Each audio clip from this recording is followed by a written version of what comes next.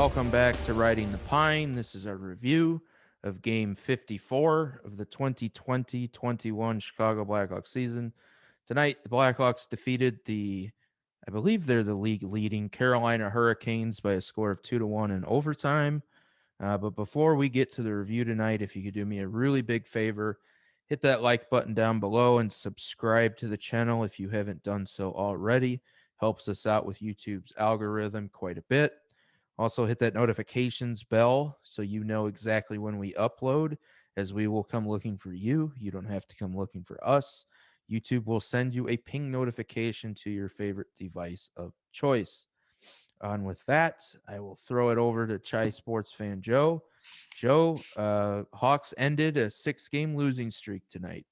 Yeah, I think it was a great to see. I think if you're a Hawks fan, hoping for at least them to get off the losing train, which was nice. But I know some Hawks fans, are a little bit upset. It's like, oh, keep losing so we can get a better draft pick. But I think Kyle, you had mentioned that the Sharks and Kings still have some games in hand and are at this point likely to pass us. But that's if we don't do well in the last two games against Dallas. But at this point, I think it just, you're playing, a lot of these guys are playing for jobs next year. And, you obviously you want to see them give 110%, which tonight was a pretty good all around game considering, we lost Keith early in the game and Delia was good to see a nice rebound game from him today. And then, DeBrincat, I mean, what a player this kid's becoming. I mean, to have, almost 30 goals in a 56 game season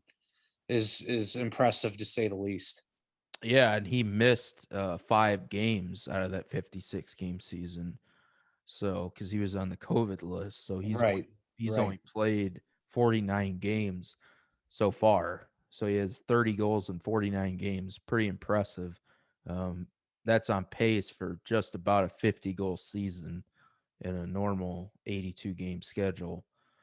So he's becoming a superstar before our eyes, and making me eat crow because I liked him when I first saw him, and then last year happened and he looked terrible. And now he's completely resurrected his career.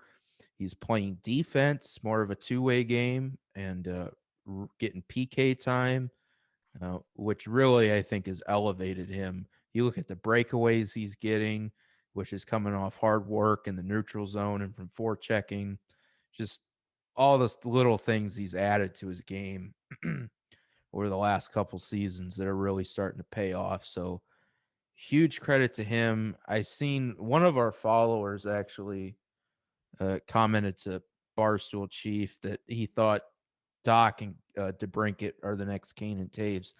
I wouldn't go so far as to say Doc is the next Taves.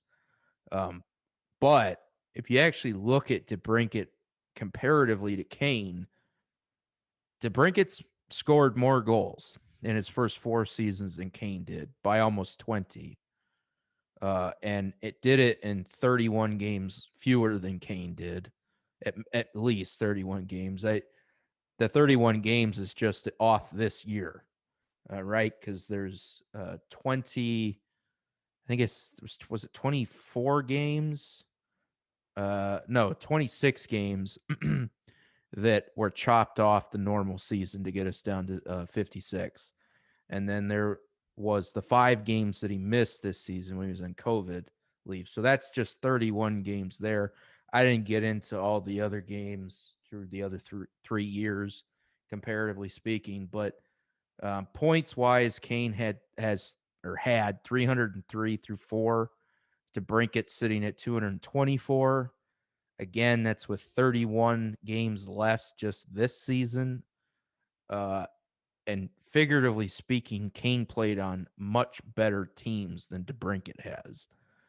So if you figure DeBrincat adds another 25 points on top of this season, maybe 30 points on this season in the remaining 31 games, which is about what his pace is, that would put him at 254 points to Kane's 303. Then figuratively, if you say, well, Kane was playing with better players, which is true, uh, maybe you could shave, 25 points off Kane. That means that Brinket would basically be within like 25 points of Kane. So, Chief said to Brinket was like two notches, arguably two notches lower than Kane. Stats don't support that at all. DeBrincat's a better goal scorer based off stats. And if you look at overall points, sure, Kane's a more prolific uh, offensive player, but not by much. When you add in the extra games played plus the players he was playing with at that time. So uh, that says a lot, I think, about DeBrincat, that a lot of people, he said, I think we're undervaluing Kane and Taves, just how special they were. And I would retort, I think you're undervaluing how good DeBrincat's been. He was terrible. Like, think about how, if, because DeBrincat had 45 points last year. The previous two, he had, I think, 52 and then 75.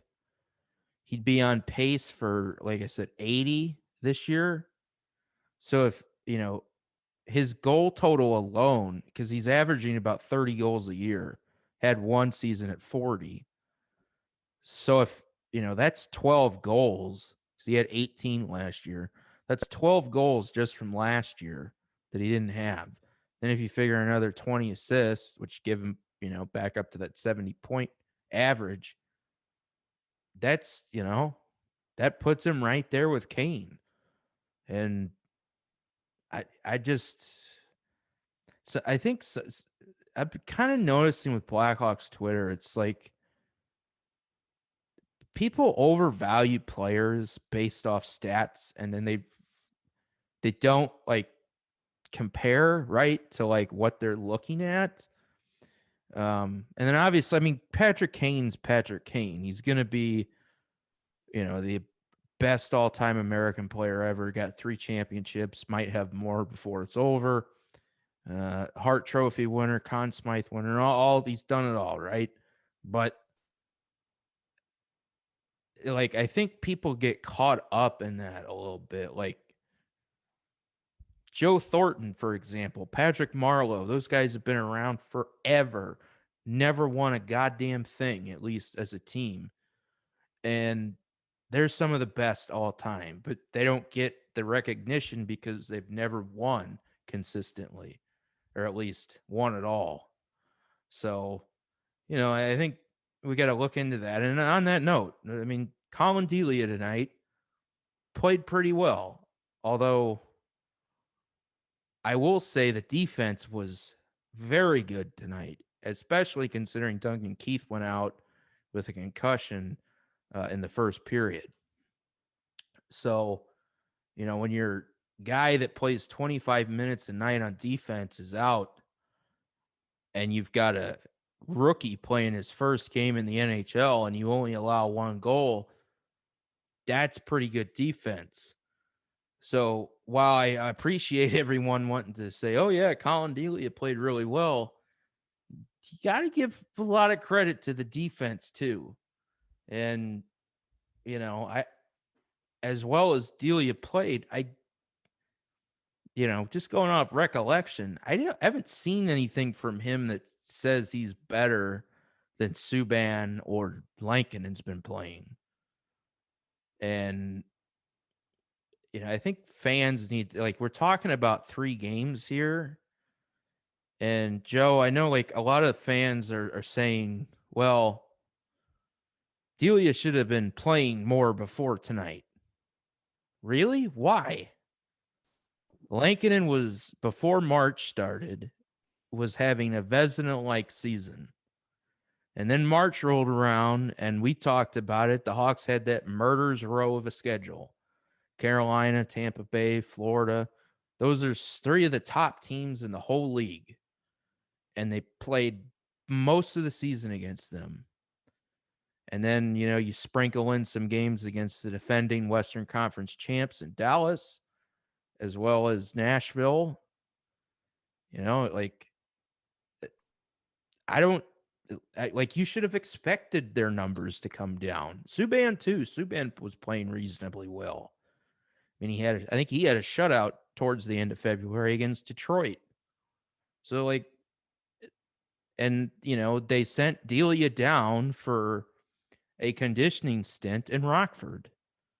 And look, folks, this isn't the normal AHL.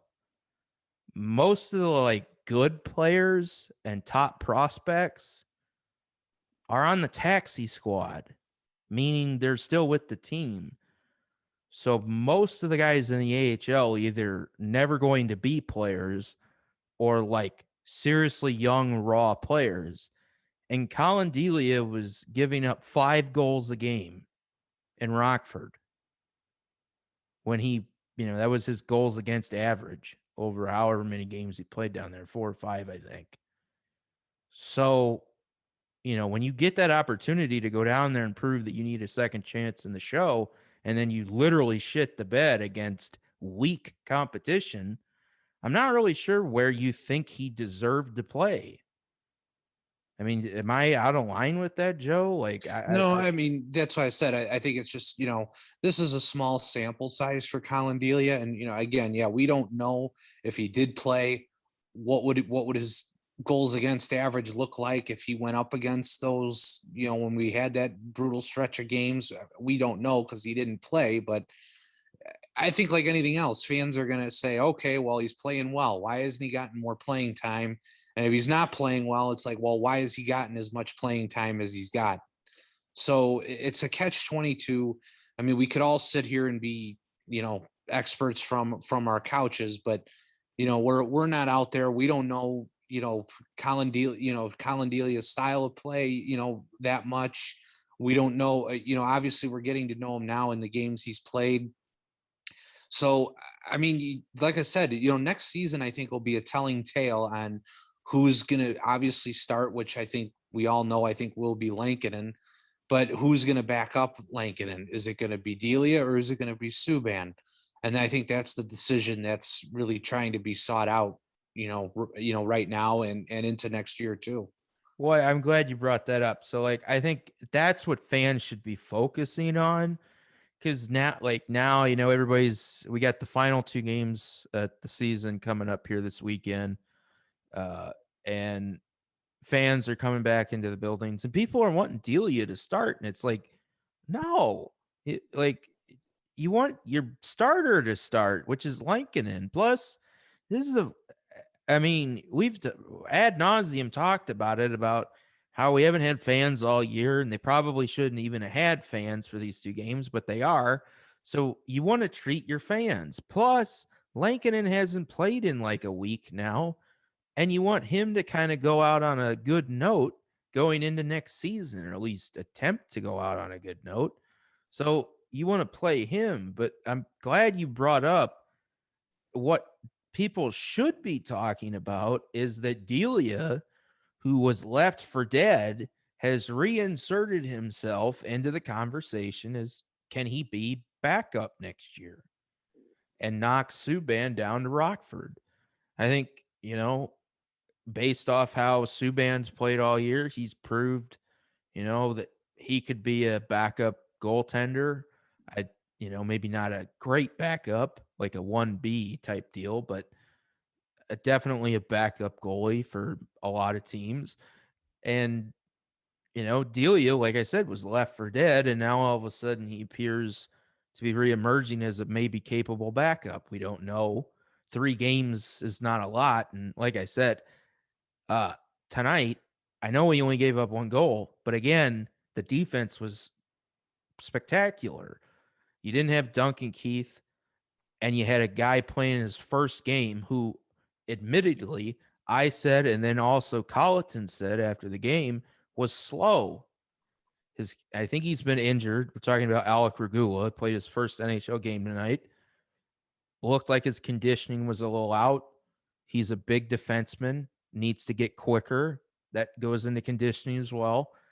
But when you figure you're kind of down to 4 defensemen at that point, almost the other 4 defensemen, Kalinuk, Zadorov, Murphy, and Stillman all played like at least 24 minutes tonight. That says a lot about how good they were defensively tonight. And obviously, the one goal that Carolina scored came when Keith was injured. So you could even say that was kind of a fluke goal. Um, so, like, again, I'm just not trying to take anything away from Delia, but the team played well tonight. Like, this was a pretty even game. And when you're the Hawks and you're playing the best team in the league and you're hanging with them, that's pretty good. So, you know, I wouldn't get carried away with this, Delia's numbers and all of that. But aside from that, scoring's still a little bit of an issue, obviously. Well, yeah, and that pretty much has been all season. Right. So And like I said, in some conversation with fans about Delia and Lankinen and, whether Delia should have been playing or not. In the end, it doesn't matter because if you can't score three or average 3 goals a game, you're not going to do anything. And the Hawks don't average 3 goals a game. They average like 2.5, 2.6. And, we can sit here and debate and, wax on, poetically about, well, if we had Taves, if we had Nylander and blah, blah, blah, blah, blah, maybe it'd be different. We'll see next season. But, um, yeah, I just would caution fans to pump the brakes on on Delia. Like, we're talking about 2 games here. Um, but we did have Riley Stillman picking up his first NHL goal between uh, Florida and Chicago. So that was nice to see. I think, is he the 9th player now to score his first I goal? think so, yeah, because I think they said the Hawks have had 8 rookies. I don't know if well, have they had 8 rookies debut this year, or was it 8 rookies that have scored? Well, I think they've had 10 because Lankinen's a rookie, Okay. but he obviously is not going to score. So there's No, right. I Lankinen, didn't. Hagel, although Hagel played like a game last year, but I guess we can count him because he did score his first goal this year. So Lankinen, Hagel, Bodan, Mitchell, Kalanick, that's 5. Regula, Hardman, that's 7. Entwistle, that's 8. Suter, that's 9. Kurashev is 10. So yeah, 10. Okay. And then if you count Stillman for the first goal, that'd be 11, but he's not a rookie. So is there somebody I named that hasn't scored? Yeah, I guess Regula and Lincoln. And so yeah, 9 first goals this year, and Wow. then Yeah. uh, That's 10 or well, 11. that's great. That's when you, yeah, when you, like you said, when you have so many rookies playing. So Yep. And it was we should I guess mention so Duncan Keith is out with a concussion. I assume that will end his season. Brett Connolly also is out with a concussion. I think pretty emphatically that ends his season. So going to be some interesting decisions coming up for the last 2 games. I saw they did call up Brandon Peary from Rockford. I Peary's contract is up at the end of this season. I don't expect them to bring him back. So I think it's possible maybe they, as kind of a swan song, give him one last game in a Hawks sweater in these 2 games, perhaps. Maybe that's the thought process there. I think me and Joe were talking before with Keith being out.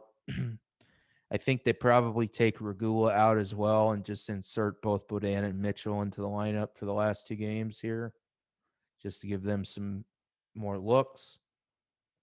Um, but yeah, I mean, Kubalik picked up an assist, so he's been picking up some points here of late. Let's see what he's sitting at now. Um, Looks like 36 points in 54 games. So probably on pace for about a 50-point season, maybe slightly better than last year, but his goals are down. So wouldn't hit 30 goals again, but probably would have more assists. What did he have last year for assists? He's already passed his assists for last year. So similar season for Kubalik, another kind of 50-point range guy. Suter picked up a point. Great to see him continuing to rack up some points. They were talking about his contract as he's a restricted free agent at the end of the year. He said that he was not, I assume it's the World Cup tournament, that he said he wasn't going to play in the Worlds due to his contract because he didn't want to get injured. Makes a lot of sense. If you go and play and get injured, it's probably going to hurt your contract negotiations. Hardman continues to play. Have you and I talked about Hardman, Joe? Not a whole lot, I don't think, but I mean, He's another he's a rookie, and guy. yeah, just another player, yeah, making his debut. So, um, like I said, it's gonna be interesting. And I know we were talking about it a little bit too. I mean, the money that is, how this team is going to handle what they have coming up, and especially like 2023, 2024. When Taves, Kane, DeBrincat, when their contracts are all up. I mean, I know it's like we all want the Blackhawks to kind of be big players again in free agency, but I don't think we see that happening at least for another Kyle, 2 to 3 years. um, I don't know if they'll ever, until Kane and Taves are gone, I don't know if they'll ever really be big players in free agency because, I mean, I guess it determines, like, it depends on what you consider big. So, like, I think they can go out and add like a Marion Hossa contract, which in today's money would be like, let's say 7 or maybe 7.5, $8 million. But they're not going to be able to go out and spend like, 11, $12 million on the biggest free agent. That's not something they're going to be able to do if they're good and they keep Kane and Taves. Because I think, if you outlook long term out into the future, Kane's probably going to get a raise. I don't see how you can, the caps went up since he signed, and if he continues to produce the way he's producing, he's probably going to get about a million and a half raise, I would think. Taves might go down a little bit. Keith, obviously, if he comes back, which I think he will actually, which is pretty insane considering his contract was a 12-year contract that's expiring. But I think he'll be age 40 when this deal's up.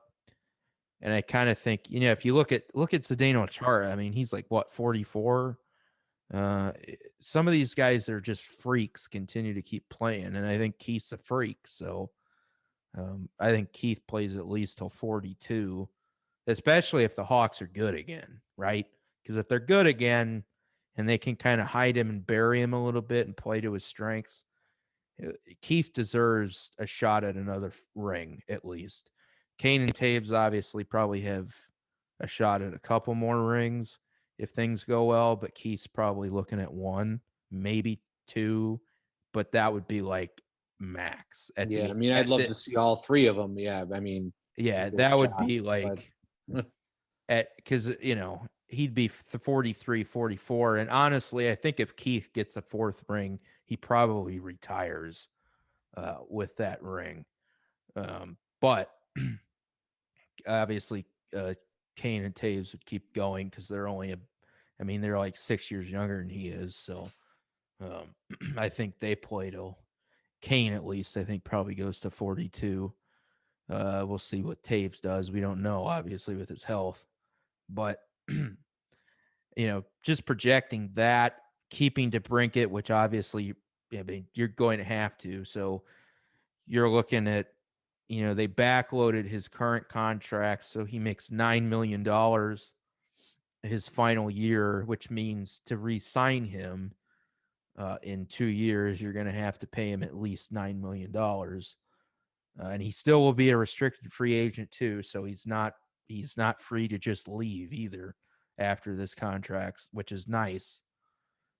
So I think he's probably what Kane and Taves are now, considering the cap, where the cap's going.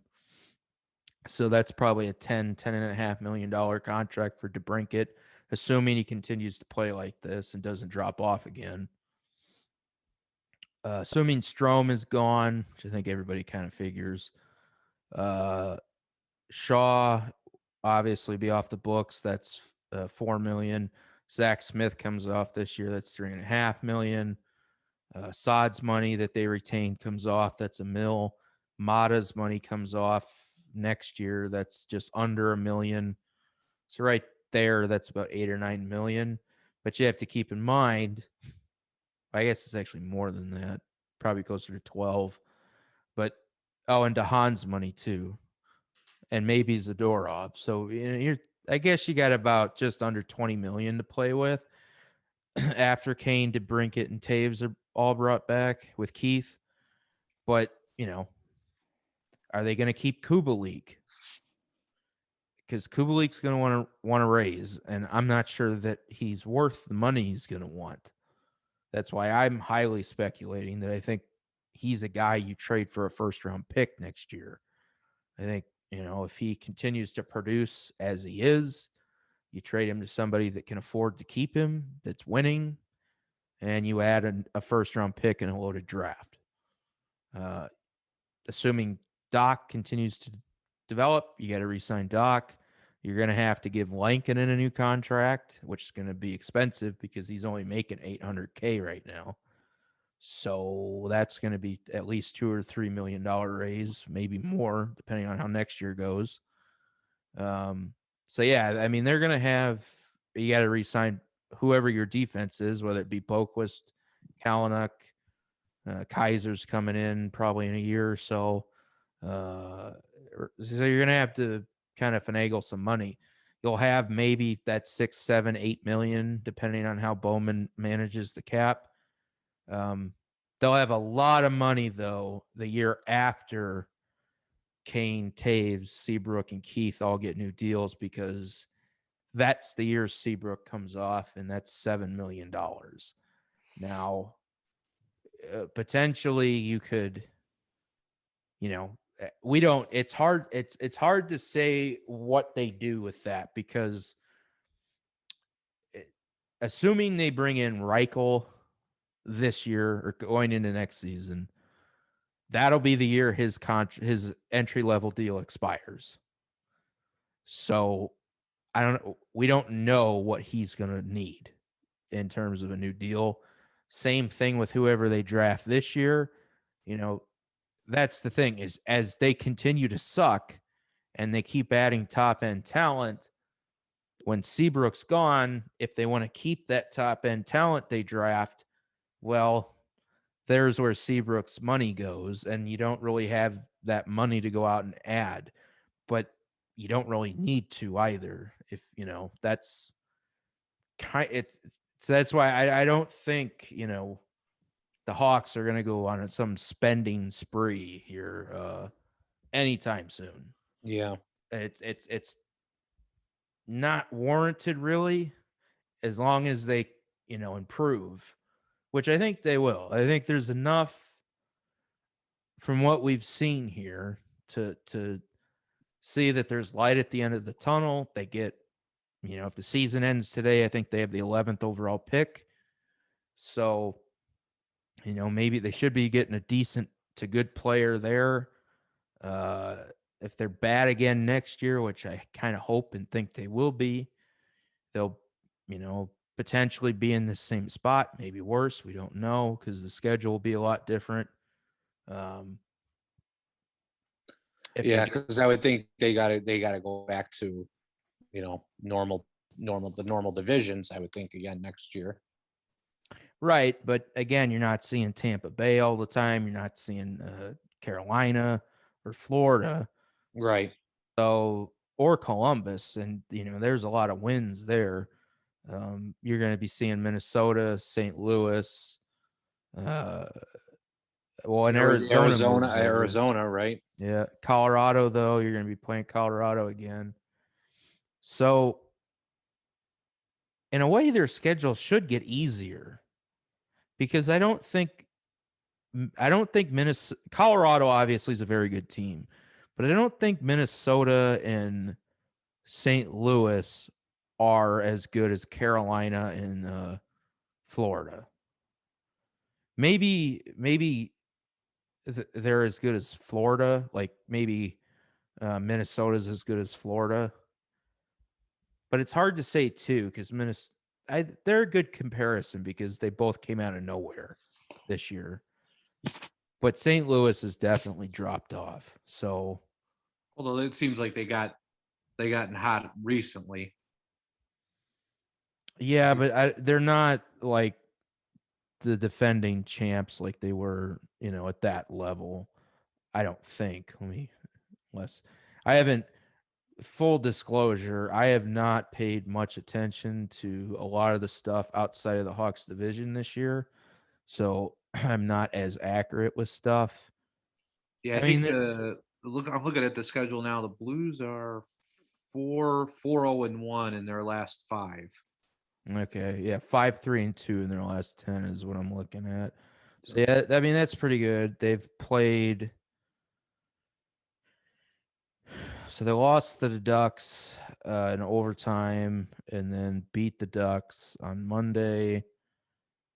Split with Minnesota. oh yeah, I'm sorry. So five, I'm looking at I missed those other games. They're 5-0-2 in their last seven. Yeah, they swept, or they wait a minute. Yeah, well, they took 2 out of 3 from their schedule's crazy.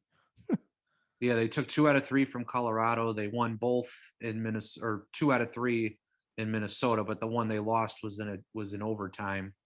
And then against the Ducks, they won the first and then lost the second in a shootout. Yeah, I don't know. Maybe I'm over exaggerating their decline, but um, I mean, comparatively speaking, they're only six. What? Well, no, they're only 4 points better than the Hawks, but they've played 3 less games. So, hmm, I don't know. Arizona's at 50 as well. It's same. They're actually 2 points behind the Hawks, but thanks to their cheating in the draft, their first round pick is forfeited. So the Hawks are still above them. Uh, yeah. I don't know. It'll be interesting. I think I wouldn't expect the Hawks to be big spenders anytime soon, I guess is the point of all of that. Unless stuff gets bad. Like if stuff gets really bad and Kane and Taves leave, then maybe, but Taves might just retire to be honest. I mean, we're talking 2 years out from this year. Considering he didn't even play this year, he'll be what, 36, 35, 36 at the end of that deal. So I Yeah, don't which know. is which is so amazing to me because it's like, for you and I mean, it's like, geez, you remember these guys coming into the league, and Yeah, well, it's scary for you and me because it means we're old. yeah, We're right, getting right. old. Yeah. But yeah, I don't know. I think Hawks fans need to stay positive. I think there's a lot of talent. The World Junior Cup, I think, is going on right now. Uh, I think that's what I was watching. The Connor Bedard highlights, who's the presumptive first overall pick in 2023. He's another Connor McDavid esque. We've got like two Connor McDavids in the 2022 and 23 drafts. and also 2023 they think has the next Ovechkin. So eh, there's a lot of shitload of elite talent coming into the league. So hopefully, if the Hawks suck enough over the next year or so, we can kind of add some of those guys to the cupboard and get Kane and Taves and maybe Keith uh, one or two more rings before they're done on the back end here. But well, and Kane and Taves, I think they for sure could probably get two more rings. Kind of like Kobe, right? Because Kobe finished with five. Yeah. I think Yeah. they could probably get five. If you Yeah, if I it, hope so. I mean, well, I mean, seriously, think about it, man. You get DeBrincat. If DeBrincat does what he's doing, and Kirby Doc turns into, let's say, a 50 to 55 point per year player, uh, if Alex Nylander works out to 40 points, cool. If he's more than that, then that's awesome. Then you got this, you got your 17th overall pick coming in this year. You're going to have the 11th overall pick you know, at least this year. And then if you add, if you trade Kubalik and you get 2 first round picks in next year's draft, which is again considered the best draft in the last 20 years. I mean, from top to bottom, I guess. Not necessarily saying that the best players are in that draft, but if you have a top 15 pick, you're probably getting a top 6 player for sure, top 4 defenseman in that draft. So if you have 2 picks, you got a lot of ammunition in that draft. So at that point, you still got Kane and Taves, you got DeBrincat, then you got a fully developed Doc, you've got Lankinen, and then Comesso will be coming in at that point. Kalanick should be developed at that point. Hopefully, whether it's Boquist, Mitchell, or Bodan, one of those three is here. Kaiser looks legit. Kaiser is the guy that played 60 minutes in that 5 overtime game and only gave up one scoring chance. And then, like we talked about, they've got Alex Vlasic, who basically looks like Zadorov. So if they move on from Zadorov, that's basically a replacement there. So I mean, you got Brandon Hagel, who looks like a superstar, and who knows what happens with Kurashev, and Suter's a guy that's hanging around. I mean, they're gonna have pieces if they can add. I say everybody says they suck and they're so far away. No, I don't see that. Maybe I'm Right, just and it all depends. They're going to have, they have all these, which they do. They have a good amount of talent offensively. I think it's just, is the defense, and will Lankinen eventually become the all-star goalie, or of the future, that's capable of backstopping us to success. And will the defense be, are we going to be able to find the next Duncan Keith, the next prime Duncan Keith, the next prime Brent Seabrook? You know what I mean? That's what still has to be determined. Yeah, but I think too those are kind of lofty expectations. You don't like in today's NHL, you don't have like the Hawks don't have to replicate what they were, back then. Look at the Penguins are like a perfect example. They won their first cup, they went back-to-back finals. They lost one, won one. And then they were in the playoffs a lot, but they always kind of lost, right? They never got back to the final until 2016. And then they won back-to-back titles and they got back to the Eastern Conference final the year Washington won. We're going for a three-peat. And they basically did that by just kind of retooling a little bit. There was about a 7 or 8 year gap between 2009 and 2016. Yeah. So that's kind of where I see the Hawks, to be honest. I mean, eh, I don't necessarily think those back to back Penguins teams, the championships anyway, were necessarily better than the teams that went to the back to back cup or finals and won one of the cups with Detroit in '08 and '09. Um, the Hawks, I mean, look, I think where the Hawks are is if they add, they need more talent up front. I think everybody knows that. And if they do anything with free agency, I think it'll probably be to add a defenseman, like a top defenseman potentially. But if in the draft, if they can go and add at least two more elite forwards that can play in their top six, that can help their transitional offense and help them score, I think they're going to be really good. And I think, you know, eventually the wheels are going to fall off completely.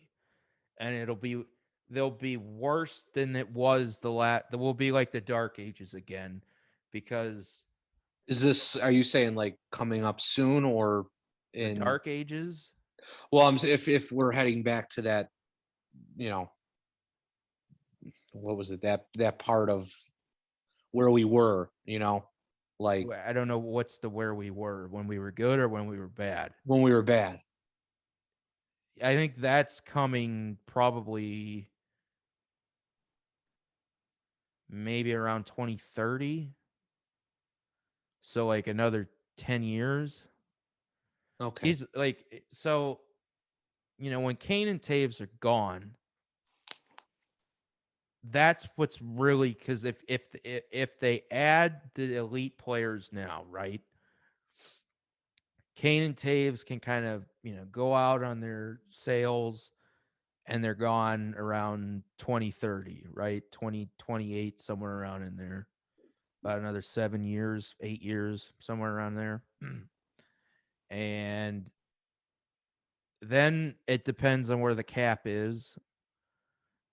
DeBrincat will be 32, somewhere around there, because he's only 24 now. So DeBrincat will be where Kane and Taves are right now, basically, at that point.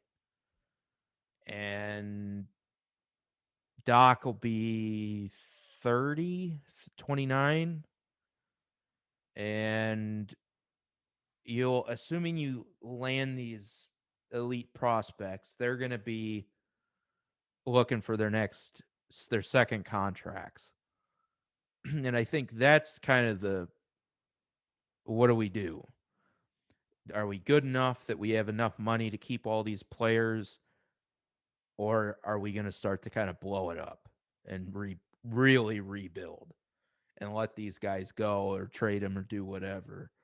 But I think that's when you get to like that, another about 10 years from now, when Kane and Taves, like everybody from the dynasties retired, and DeBrincat, who's your superstar right now, is entering the twilight, the back end of his career. What do you do? Is Doc a star? If Doc's a star, do you give him a long-term deal at 30? Because that's about where he'll be. Is Reichel, who you got coming in, is he a star? Is whoever you get this year a star?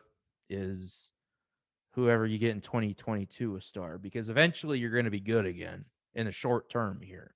Right. So from like, you got a short window here, and that's my point. You want to suck enough that you get really good players, because if you're like Pittsburgh or any of these other teams where, as you're, you like Marino's, I wouldn't say an elite player, right? He's a good player. He's like Brandon Saad, not great. Uh, Gensel.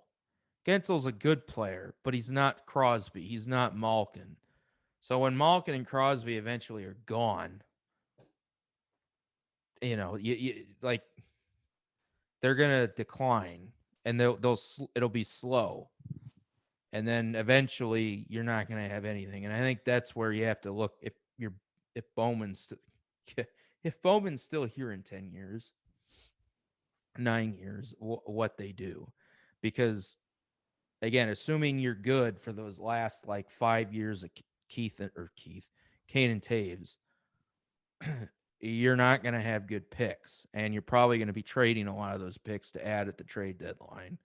So that's, I think, really when it could get bad, like worse than it was over the last few years, depending on what they get right now. Like what they do right now is going to depend heavily what happens 10 years from now when Kane and Taves are gone. Because if they don't get good players now, it's going to be really bad. And again, like, do you think Kane's willing to leave? Like in 2 years when his contract is up, he'll be what, 35, 36?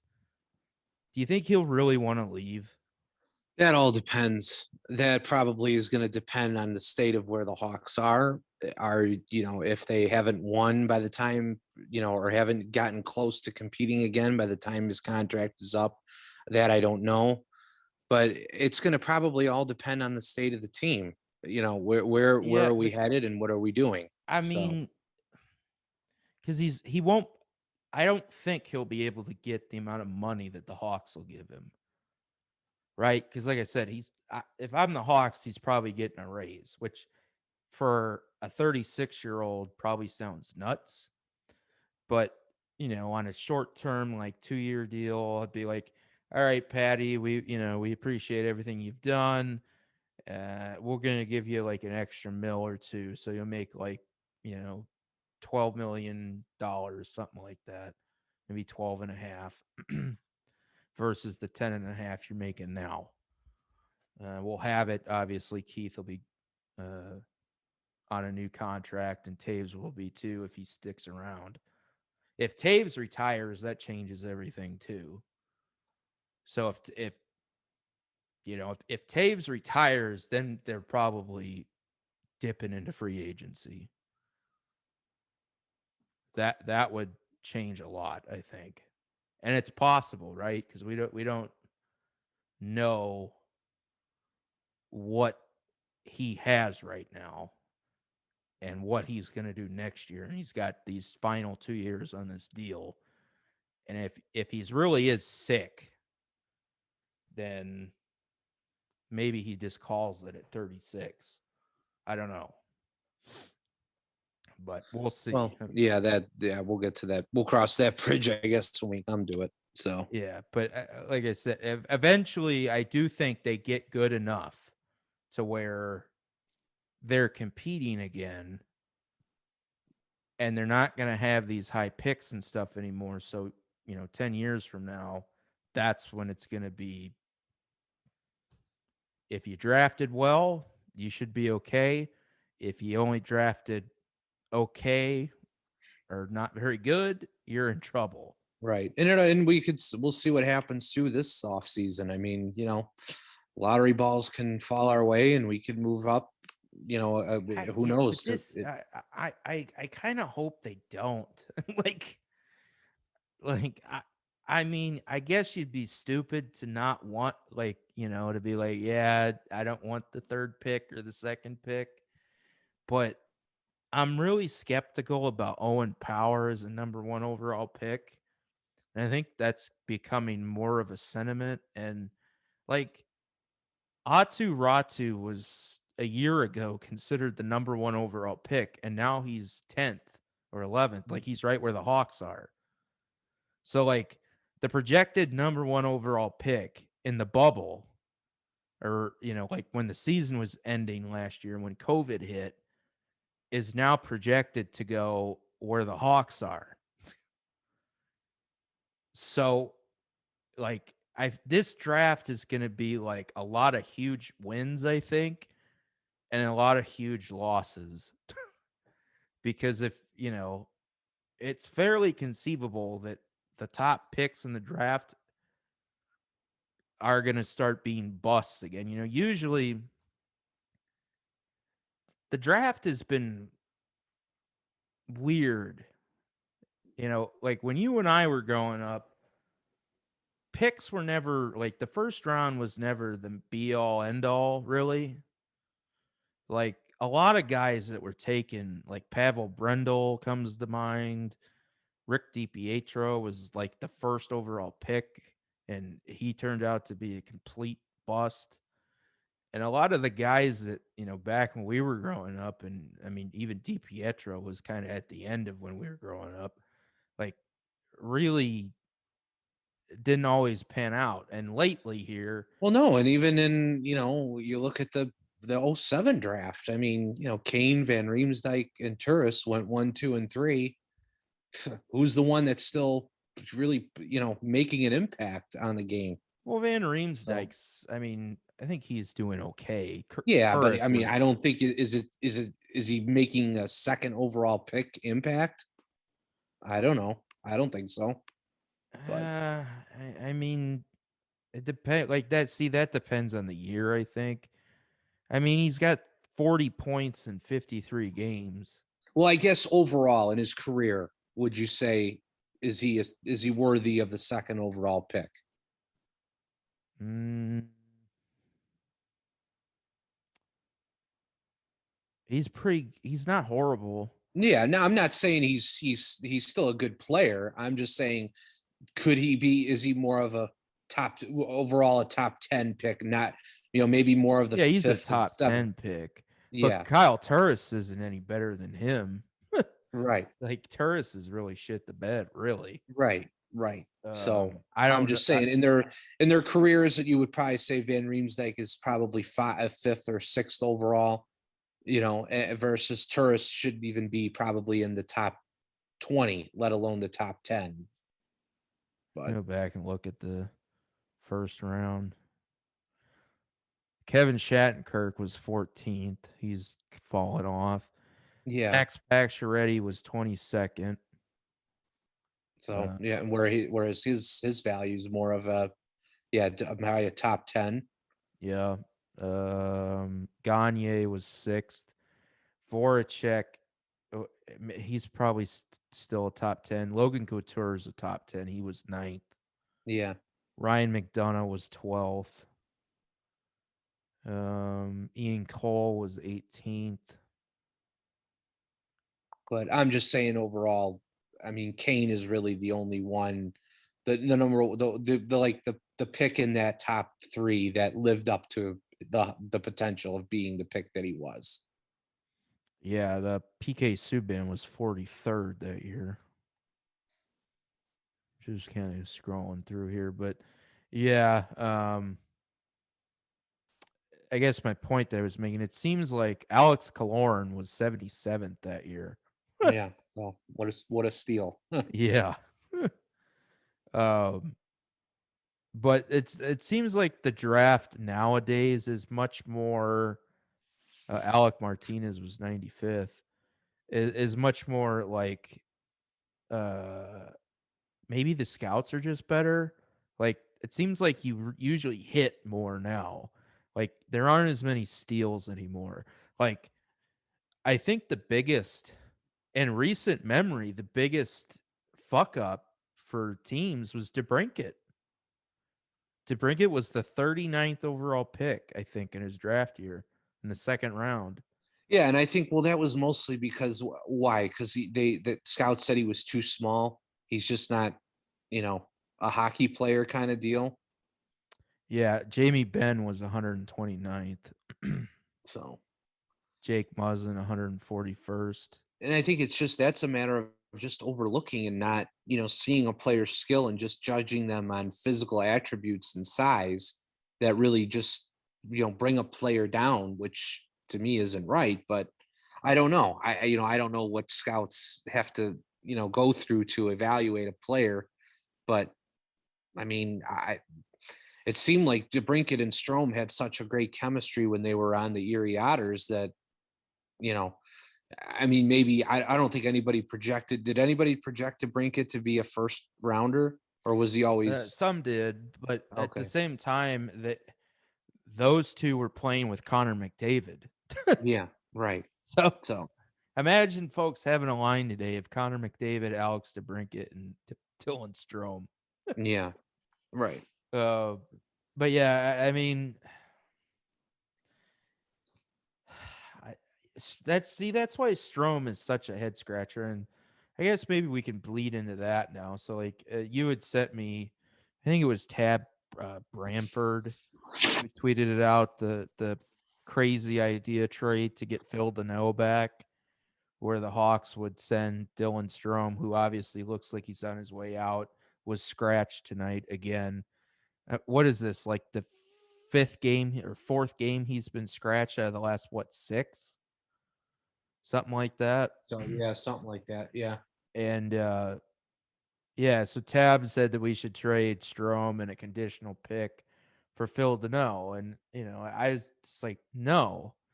For one thing, Phil Deneau is a free agent at the end of the year. It's been highly publicized that he's not happy in Montreal. He's already turned down a contract offer from them because he wants more money than they offered. He wants, I know, at least 5 million, probably over that. And he's playing like a third line center role for them. Me and Joe beforehand, we looked at his production. He's got the same production that Pius Suter has. Uh, and even at the high end, at best he's a second line center. So ignoring the fact that he's a why I don't know why you're trading for a free agent. That to me is just stupid. Ignoring that, why do you he's 20 going to be 29 next year and he's a center. You've already got Taves supposedly coming back. You've got Kirby Doc going to be healthy, hopefully. And then you've got Henrik Borgstrom coming over. Why are you going and adding another center at 30 years old to this team that's rebuilding? Like, I could understand it. Like, Phil Deneau to me would be like a guy you bring in, like I had mentioned to Joe, like an Antoine Vermette type guy. Can win a face-off, can put up some points, that type of guy. Good defensively, can play third line or second line. But the Hawks aren't there. That's like, that's not a guy I think you're bringing in right now. Plus, if you're bringing in Borgstrom, he needs time. Like, he needs to play. And you know what? I honestly, I wouldn't be surprised if he's the second line center to start the year and Doc's the third line center. Because, like I've talked about recently, I really like Doc with Hagel and Hinostroza. I like that you got Doc who can cut up the middle. I like Hagel's work ethic, and then you got Hinostroza with speed. So you kind of got a little bit of everything there that can kind of create havoc. And then, you put Borgstrom with Kane, and then I guess DeBrincat, and then Taves is with Kubalik and either Nylander or Reichel. But, and I guess Suter drops down to your fourth line with Camp and somebody. But, yeah, I don't know why. A lot of these, I think, fans, you got to think about stuff before you just wax poetically about guys that who are good that you want to bring over. They have to make logistical sense. And I don't think he makes any sense. Yeah. But wrapping that up, um, going back to Delia, do you think he starts at all this weekend? And I I'm mean, just going to say this I weekend. wouldn't be surprised, but I agree with you. I think I'd like to see Lankinen start both games, but again, I don't know. It's like I wouldn't be surprised if Colleton puts him out there for at least one home game. I mean, it wouldn't surprise me because of the back-to-back situation, but I think you and I agree. The season's over. It's the last two games. You got fans in the building. Lankinen's your starter. Just start him. Right. If Right. things go south in the first game, then maybe you start Delia the last game, but Yeah. or Subban for that matter. But I think you still got to just go with Lankinen, and he makes the most sense. Um, is there anything as we wrap up here that you want to see going into the last two games? You just want to continue to see these guys grow and young guys make some strides here. And I mean, like you said, they're playing most, if not all of them, are playing for jobs next year. So it's I know the games don't mean anything, but you're still trying to leave an impression on your coaches and the general manager and the staff to try to you know know what you're worth. So they got to go out and get what they're worth. And I think again, I'm sure you're going to still see them playing hard. And hopefully, like you said, you continue to make some strides here and build for what's to come in the next year or so. Yeah, I agree. I think at this point, like we said, Keith is not going to play. Connolly's not going to play. Um, do you agree that they probably take Regula out and play Bodan and Mitchell? Yeah, probably. I think that's what's likely going to happen. So Yeah, I think so. I think that makes the most sense. Those are the.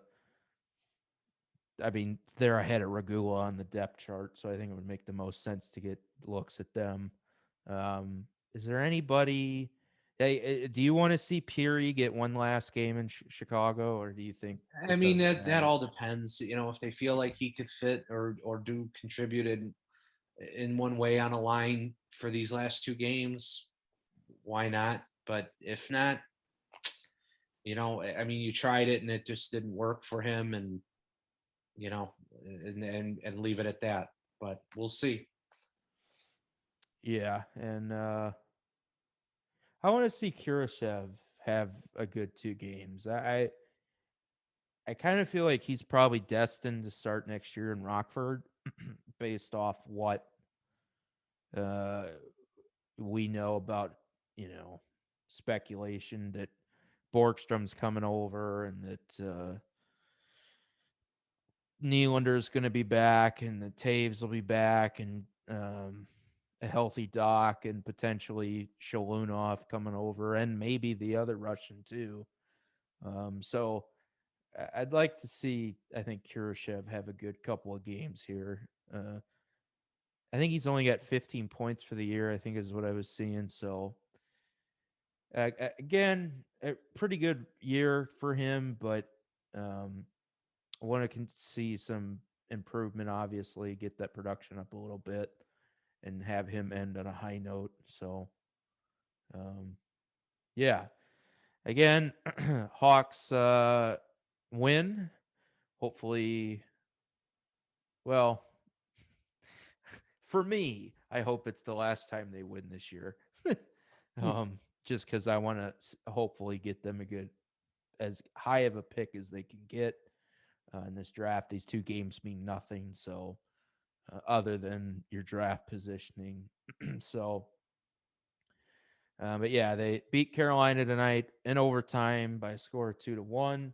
Colin Delia picked up his first win of the season. Riley Stillman picked up his first National Hockey League goal. I believe this is his third season as well. So congratulations to him. Probably long overdue for him in his career. As like I said, third season, I believe. Mackenzie Entwistle again played fairly well. I believe this is his third or fourth game. And then Alec Regula made his NHL debut as well. Looked capable, but needs to work on some skating and conditioning things. But with that, everybody, that'll wrap this up. We will be back with you, I guess, Monday morning for our review of Sunday's game. That would be the penultimate game of the season. The Hawks will be taking on the Dallas Stars at the United Center in front of fans for the first time all season. So, with that, uh, let's keep doing what we need to do. It seems like me and Joe were talking about Chicago and Illinois in general seems to be opening up finally. So, if we keep doing what we're doing, maybe in October, instead of just having 4,000 fans or whatever it is that they're allowing, we'll have a full United Center again come October. So please, everybody, keep just doing everything you need to do a little bit longer. We're almost done, I think. I hope. And then, as I've said, check in on your friends and your family. Uh, Everybody needs it. And yeah, Joe, do you have anything you want to say before we? Yeah, no, I appreciate you guys all listening and tuning in, and um, if you have anything to add, please comment, and if you want to chime in, please do as well. We appreciate the support, and like I said, we'll talk to you guys after the game on Sunday.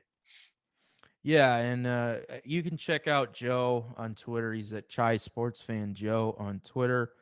And you can follow the show at Writing the Pine 21. And you can follow me or request. I did make my Twitter, my personal Twitter, private a few days ago, just because of work related stuff. I just don't want to deal with stuff anymore. But if you want, you can request me, tell me, send me a DM or something, tell me why you're following me. But my personal account is at McBrooklyn48. Uh, so with that, again, as Joe said, thanks for listening. It's been one hell of a year. I think a lot better than most of us thought. And we're at the end here. So hang in there and let's go Hawks.